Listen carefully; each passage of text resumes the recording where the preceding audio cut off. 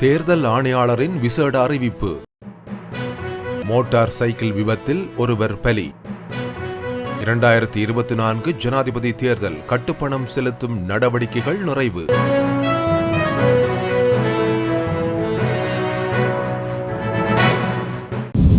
மாற்றுத்திறனாளிகள் தமக்கு வழங்கப்படும் தற்காலிக அடையாள அட்டையை எதிர்வரும் ஜனாதிபதி தேர்தலில் வாக்களிப்பதற்கு பயன்படுத்த முடியும் என தேர்தல் ஆணையாளர் நாயகம் சமன் ஸ்ரீ ரத்நாயக்க தெரிவித்துள்ளார். இன்று ஊடகங்களுக்கு கருத்து தெரிவிக்கும் போதே அவர் இதனை குறிப்பிட்டார். 2024 ஆண்டு ஜனாதிபதி தேர்தல் செப்டம்பர் 21 நடைபெறவுள்ளது. இதன்போது வாக்காளர்களின் அடையாளத்தை சரிபார்ப்பதற்கு என்ன ஆவணங்களை கொண்டுவர முடியும் என்று கேள்வி முன்வைக்கப்பட்ட போது செல்லுபடியாகும் தேசிய அடையாள அட்டை, செல்லுபடியாகும் வாகன அனுமதி பத்திரம் அல்லது செல்லுபடியாகும் கடவுச்சீட்டு, சமூக சேவைகள் திணைக்களத்தினால் வழங்கப்பட்ட முதியோர் அடையாள அட்டை, ஓய்வூதிய திணைக்களத்தினால் வழங்கப்பட்ட ஓய்வூதியம் பெறுபவரின் அடையாள அட்டை, இது எதுவுமே இல்லாதவர்கள் தங்கள் கிராம அலுவலருடன் தேர்தல் அலுவலகத்துக்கு சென்று தற்காலிக அடையாள அட்டையை பெற்றுக் கொள்ளலாம் என்றும் இம்முறை தற்காலிக அடையாள அட்டையை வழங்கியுள்ளோம் என்றும் தேர்தல் ஆணையாளர் நாயகம் சமன் ரத்நாயக்க பதிலளித்துள்ளார். விசேட தேவையுடையோர் அவர்களுடைய தற்காலிக அடையாள அட்டையை பயன்படுத்த முடியும் என்றும் அவர் குறிப்பிட்டார்.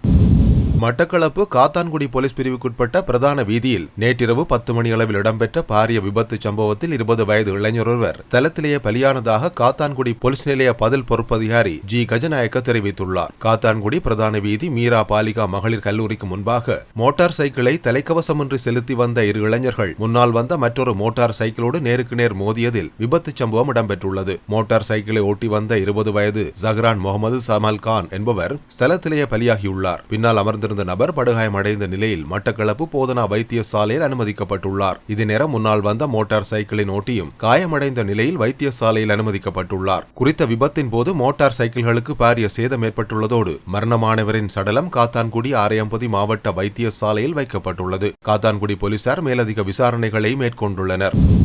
எதிர்வரும் ஜனாதிபதி தேர்தலில் எதிர்க்கட்சித் தலைவர் சஜித் பிரேமதாசவுக்கு இலங்கை கிரிக்கெட் அணியின் முன்னாள் தலைவரும் சகலத்துறை ஆட்டக்காரருமான திலகரட்ன டில்ஷான் ஆதரவளிக்க தீர்மானித்துள்ளார். நாடாளுமன்ற உறுப்பினர் ராஜித சேனாரத்னவின் பதவி வெற்றிடத்துக்கு ஐக்கிய மக்கள் சக்தியின் களுத்துறை மாவட்ட பேருவளை அமைப்பாளராக முன்னாள் கிரிக்கெட் அணித் தலைவர் திலகரட்ன டில்ஷான் நியமிக்கப்பட்டுள்ளார். இது தொடர்பான நியமன கடிதத்தை எதிர்க்கட்சித் தலைவரின் அலுவலகத்தில் இன்று திலகரட்ன டில்ஷான் பெற்றுக் கொண்டார் என்பதும் குறிப்பிடத்தக்கது.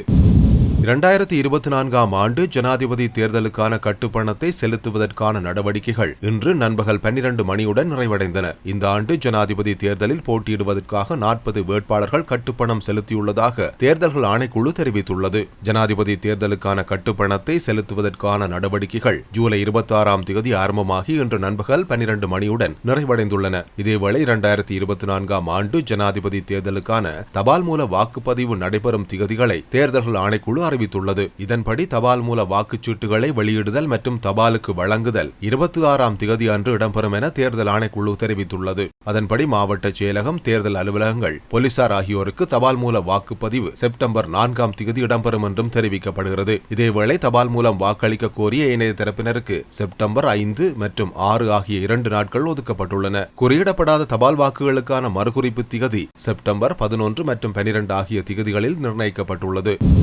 யாழ்ப்பாணம் சேந்தாங்குளம் பகுதியில் 2 குழுக்களுக்கு இடையே ஏற்பட்ட மோதலில் 3 படகுகள் தீ வைத்து எரிக்கப்பட்டதோடு ஒரு படகு முற்றாக சேதமடைந்துள்ளது. சேந்தாங்குளம் கடற்கரையில் நேற்றிரவு 9 மணி அளவில் இரு குழுக்களுக்கு இடையில் ஏற்பட்ட வாய்த்தர்க்கம் மோதலாக மாறியதை அடுத்து கடற்கரையில் இருந்த மீன்வாடி மற்றும் படகுகளுக்கு தீ வைக்கப்பட்டுள்ளது. அதில் வாடிகள் சில எரிந்த நிலையில் 3 படகுகள் தீக்கிரையாகியுள்ளன. படகுகள் மற்றும் வாடிகளுக்கு தீ வைக்கப்பட்டதை அடுத்து மக்கள் ஒன்று கூடி தீயினை அணைத்ததோடு சம்பவம் தொடர்பில் இளவாலை போலீசாருக்கும் அறிவித்தனர். மோதலில் ஈடுபட்ட இரு தரப்பினரும் தப்பி சென்றுள்ள நிலையில் போலீசார் விசாரணைகளை முன்னெடுத்துள்ளனர்.